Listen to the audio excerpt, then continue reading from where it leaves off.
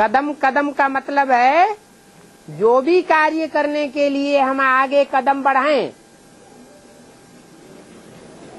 चाहे लौकिक दुनिया का काम हो, चाहे अलौकिक ईश्वरीय सेवा का काम हो,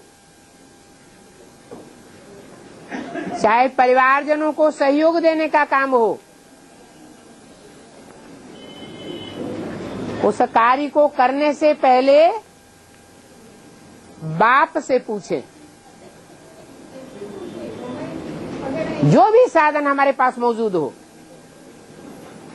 जो ज्यादा तीखे पुरुषार्थी होंगे वो तो साधनों की भी परवाह नहीं करेंगे। उन्हें अंदर से महसूस होगा कि बाबा हमारे साथ है। हम बाबा की 100% श्रीमत पर चलने वाले हैं।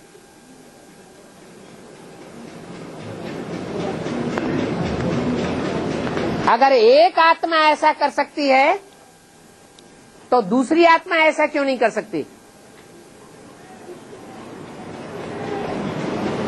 कर सकती है कि नहीं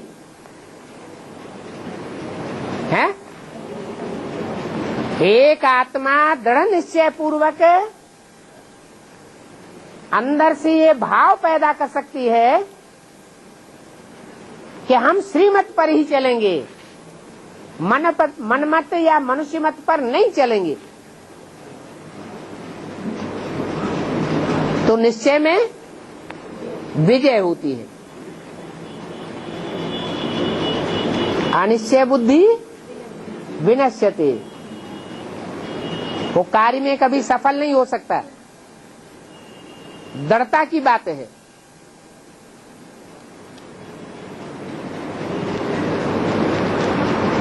फिर जितना साधन मिलता हो सहज सहज, वो भी सहज राजयोग है। कोई को बहुत साधन मिले हुए हैं, जरूर पूर्व जन्मों का हिसाब किताब उनका अच्छा है, तो ढेर सारे साधन मिले हुए हैं। कोई को साधन इतने नहीं मिले हुए। कोई गरीब है, कोई मुहैया साधनों वाला है, परंतु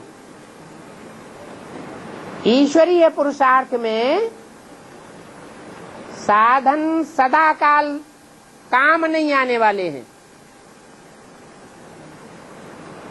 मोबाइल है, फोन है, आज काम करता है,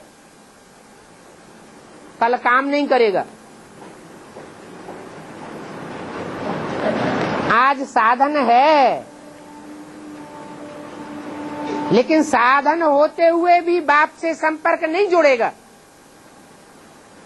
ऐसी स्थिति परिस्थिति बन जाती है।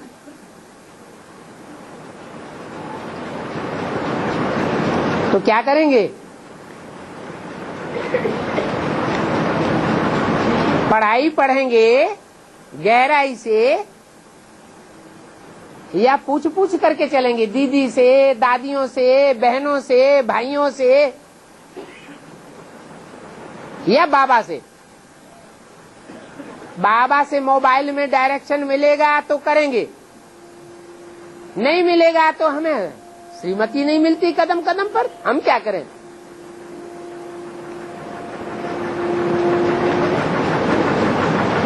कितने साल हो गए बाप को श्रीमत का संदेश देते हुए। क्या श्रीमत है, क्या मनमत है, क्या मनुष्य मत है, कौन सी माया की मत है और कौन सी बाप की मत है? और लौकिक जीवन की भी पढ़ाई होती है,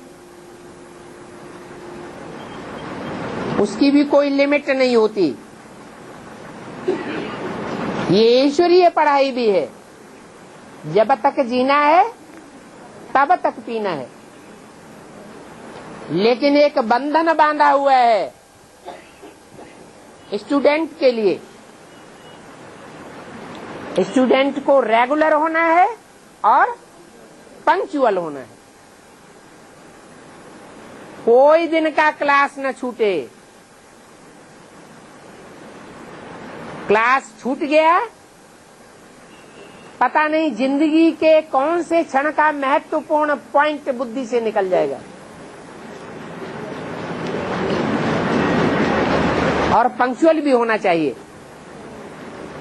जो पंक्चुअल स्टूडेंट होते हैं, समय पर क्लास अटेंड करते हैं और पूरा क्लास अटेंड करते हैं, उनको पंक्चुअल कहा जाता है। ऐसे नहीं, अरे चलो आधा घंटा लेट पहुंचे तो कोई हर्जा नहीं। तो टीचर समझता है इनको हमारी टीचिंग की वैल्यू नहीं है, टीचर की वैल्यू नहीं करते, तो जैसे पढ़ाई की भी वैल्यू नहीं करते,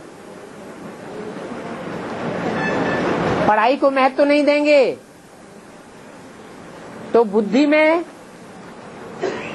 कदम कदम पर श्रीमत लेने के पॉइंट कैसे आवेंगे? जो पढ़ाई पर ज्यादा ध्यान देने वाले हैं, उनकी बुद्धि में कदम कदम पर श्रीमत के पॉइंट टपकते रहते हैं। नहीं तो बहुत ऐसे कहते हैं, जब मौका आता है, ऐसा समय आता है, तो हमें बाबा का पॉइंट भूल जाता है। भूल गए तो कदम कदम पर श्रीमत लेने वाला का वाली अभ्यास कहाँ पक्का हुआ?